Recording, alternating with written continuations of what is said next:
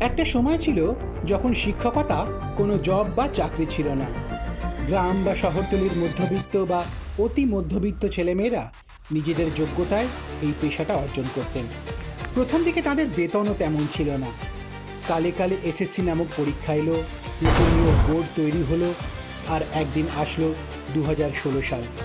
তার কয়েক বছর পরেই জানা গেল জনদরদী অগ্নিকন্যার আমলে সেই পেশা আর সাধারণ মধ্যবিত্তের জন্য নেই, বরং কোনো এক জাদুর বলে তার বেশিরভাগটাই মা মাটি মানুষের ভাগে পড়েছে।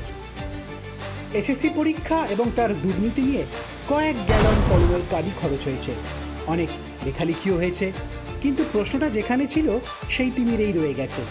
এমনকি 30শে আগস্ট টেন্টেড বা দুর্নীতিগ্রস্ত পরীক্ষার্থীর তালিকা বের হওয়ার পরেও একটা প্রশ্নই ঝুলে রয়েছে, এই দুর্নীতির দায় কার?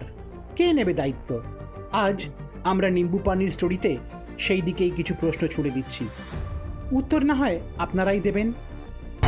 পার্থ চট্টোপাধ্যায়, কালীঘাটের কাকু, জীবন কৃষ্ণ সাহা, লিস্ট আরও বড়।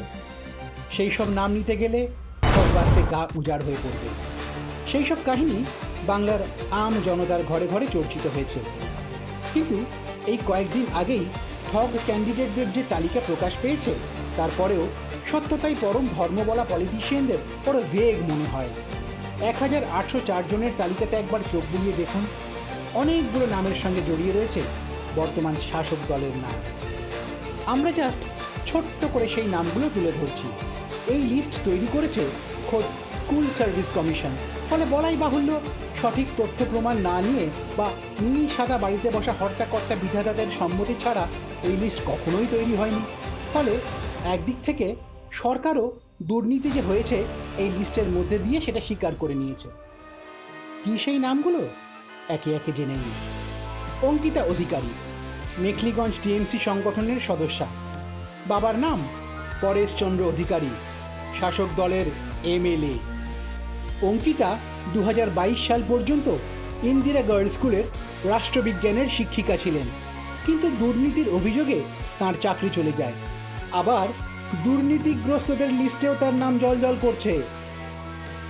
বালুরঘাট 24 নম্বর ওয়ার্ডের টিএমসি কাউন্সিলর দীপান্বিতা দেবসিনহা, তাঁরও নাম রয়েছে এই লিস্টে।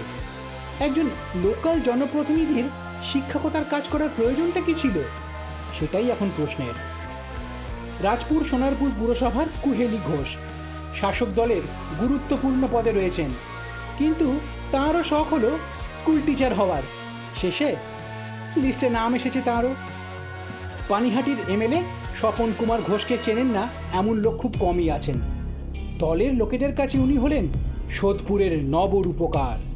কয়েক বছর আগেই ওনার ছোট ছেলের নাম গুন্ডামির অভিযোগ লিস্টে উঠেছিল। ওনার জামাই হলেন এলাকার প্রভাবশালী প্রমোটার। পিয়ারলেস নগরে একটি ঝাঁ চকচকে অফিসে রয়েছে।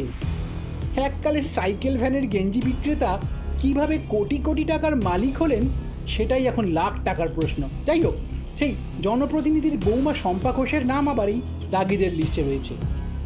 এই ঘটনা প্রকাশ্যে আসার পর সাংবাদিকদের মুখোমুখিও হতে পারছেন না পানিহাটির নবরূপকার।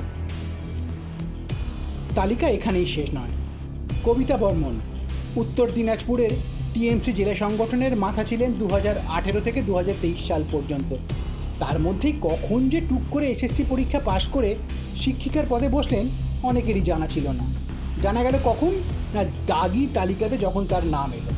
কবিতা দেবীর পতিও রাজ্যের শাসক দলের ব্লক প্রেসিডেন্ট, পরে অবশ্য তিনি বিজেপিতে যোগ দেন। তবে কবিতা দেবী এখনও মা মাটির দলেরই সদস্যা। দাগি তালিকায় নাম এসেছে হুগলির খানাকুলের টিএমসি নেতা বিভাস মালিকের স্ত্রী। জলচকের শাসক দলের নেতা অজয় মাঝির নাম রয়েছে হিঙ্গলগঞ্জ সংগঠনের প্রধান তার মেয়ে প্রিয়ঙ্কা মণ্ডলের। খানাকুলের দাপুটের টিএমসি নেতা নাইমুল হকের স্ত্রী নমিতা আদকেরও নাম রয়েছে এই লিস্টে।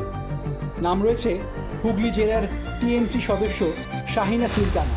এছাড়া বারাসাত ব্লক 1 প্রেসিডেন্ট মোহাম্মদ ঈশা হক সর্দারের পুত্র মোহাম্মদ নাজিবুল্লাহ হক সর্দারেরও নাম রয়েছে। এই নামগুলো তো শুনলেন, এই নামগুলো খোদ এসএসসি কর্তারা দাগি লিস্টে রেখেছেন না।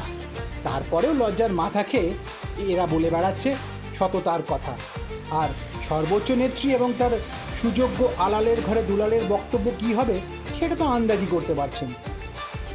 কিন্তু তারপরেও মানুষ 1000 কি 1200 টাকার জন্য বলবেন এ তো চুরি নয়, এ হলো ভাবের ঘরে চুরি, ওই অনেকটা ঠাকুর ঘরে কে, আমি তো কলা খাইনির মতো ব্যাপার। আমাদের প্রশ্ন হলো, তাহলে দোষী কে? যারা টাকা চেয়েছিল তারা দোষী, না যারা ঘুষ দিয়েছিল? দোষী কারা? যারা এত কিছুর পরেও নিজেদের কলঙ্কহীন বলে দাবি করছেন, না যারা এখনো কিছু পাওয়ার আশাতে জো হুজুর করে চলেছেন? দোষী কারা? উত্তর আপনারাই দিন। ব্যুরো রিপোর্ট, নিম্বু পানি।